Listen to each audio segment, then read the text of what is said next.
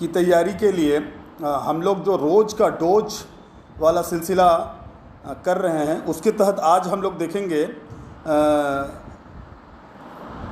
हिंदी साहित्य का इतिहास की लेखन की परंपरा में आगे कि इतिहास लेखन में शुक्ल जी का प्रथम कदम अपभ्रंश साहित्य को हिंदी से अलग मानना है। यानी कि शुक्ल जी ने ही ये कदम पहली बार उठाया था और अपभ्रंश साहित्य को हिंदी साहित्य से अलग माना था। और शुक्ल जी ही वो व्यक्ति हैं या वो लेखक हैं जिन्होंने हिंदी साहित्य के इतिहास में दोहरे नामकरण की प्रवृत्ति का आरंभ आर्य शुक्ल किया था। उनके द्वारा दिए गए नामकरण में वीरगाथा काल और रीतिकाल जैसे नामों पर विवाद रहा है। अगला जो पॉइंट हम लोग देख रहे हैं वो देख रहे हैं आचार्य हजारी प्रसाद द्विवेदी के संबंध में। आचार्य हजारी प्रसाद द्विवेदी ने पहली बार ये सिद्ध किया कि हिंदी के प्रेम आख्यानों का जो मूल स्रोत है वह संस्कृत, प्राकृत और अपभ्रंश की काव्य परंपराओं से आया है। और इस बात को सबसे पहले सिद्ध आचार्य हजारी प्रसाद द्विवेदी ने किया और इस प्रकार से हिंदी साहित्य का संबंध संस्कृत, प्राकृत और अपभ्रंश साहित्य से जोड़ा। जैसा कि हम जानते हैं जॉर्ज ग्रियर्सन जो हैं वो हिंदी साहित्य के इतिहास लिखने वाले विदेशी व्यक्ति हैं। उनके द्वारा जो काल विभाजन किया गया है हिंदी साहित्य का वो इस प्रकार है। उन्होंने लगभग 12 भागों में इसको बांटा है, 13 भागों में है, 12 या 13 भागों में है। देखिए यहाँ पे है। उसमें उन्होंने पहला जो नाम दिया है, नामकरण किया है वो चारण काल, जिसका सन 700 से 1400 ईस्वी तक उन्होंने इसे माना है। दूसरा नामकरण उन्होंने दिया है 15वीं शताब्दी का धार्मिक पुनर्जागरण काल। तीसरा है मल्लिक मोहम्मद जायसी का प्रेम काव्य।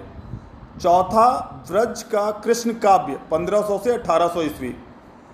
पांचवा है मुगल दरबार। छठा है तुलसीदास। सातवां है रीति काव्य 1550 से 1692 ईस्वी। आठवां है तुलसीदास के अन्य प्रवृत्ति 1600 ईस्वी से 1700 ईस्वी। नौवां है 18वीं शताब्दी 1700 से 1800 ईस्वी। 10वां है कंपनी के शासन में हिंदुस्तान और 11वां है महारानी शासन में हिंदुस्तान। 12वां है विविध अशक्त कवि।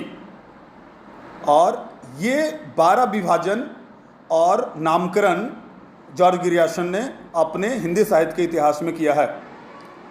आपको क्वेश्चन जो है ये पूछ सकता है कि इनमें से कौन सा नामकरण 4 या 5 दे दिया ऑप्शन में आपको और पूछ दिया कौन इसमें जॉर्ज ग्रियर्सन द्वारा काल विभाजन में नहीं आता है, नाम नहीं आता है, इस तरह से करके पूछ सकता है।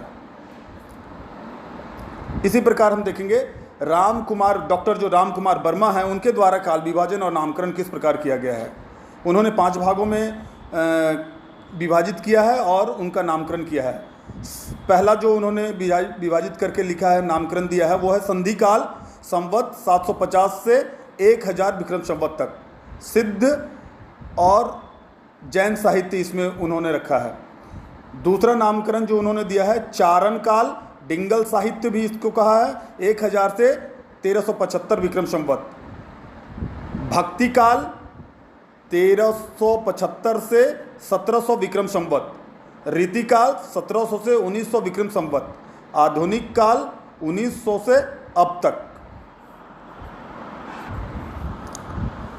मिश्र बंधुओं द्वारा काल विभाजन व नामकरण उन्होंने 5 भागों में पहले बार बांटा है और इस प्रकार हो। प्रारंभिक काल संवत 700 से 1444 विक्रम संवत।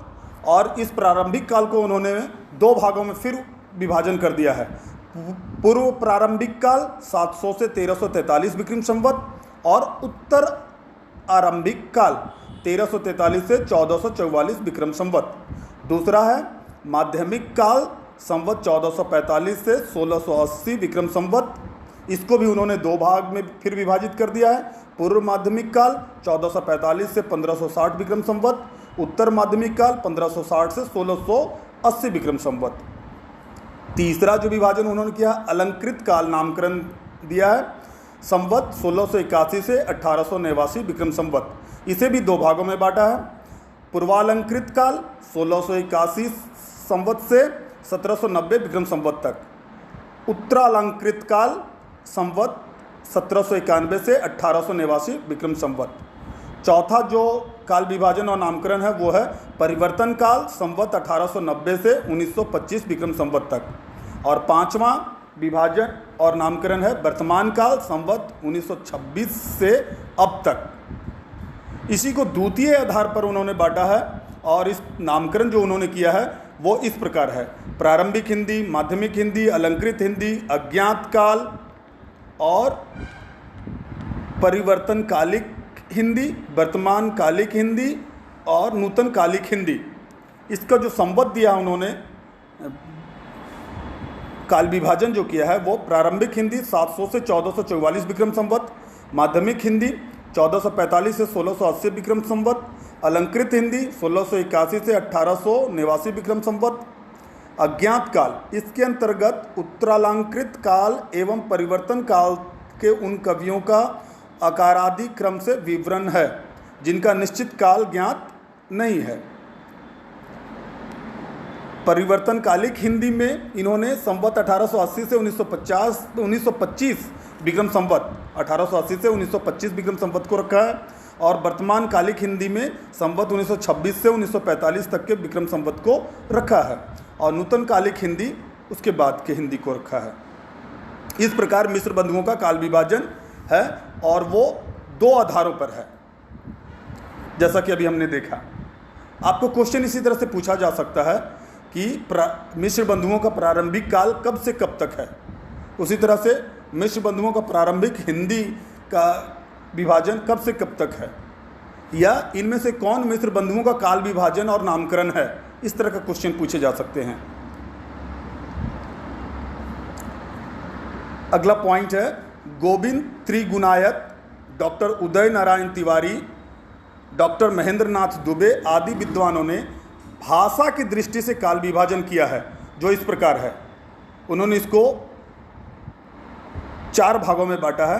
पृष्ठभूमि, अवहट काल, अवहट काल को ये पृष्ठभूमि कह रहे हैं। उन्मेष काल, उन्मेष काल में इन्होंने रखा है भाषा ब्रजबुली, पुरानी ब्रजी, कौरवी या खड़ी बोली एवं अवधि काल। तीसरा विभाजन इन्होंने किया है और उसका नाम रखा है पूर्व भाग, जिसमें ब्रज भाषा और अवधि काल को रखा है। चौथा विभाजन उत्तर भाग खड़ी बोली काल कहला रहा है।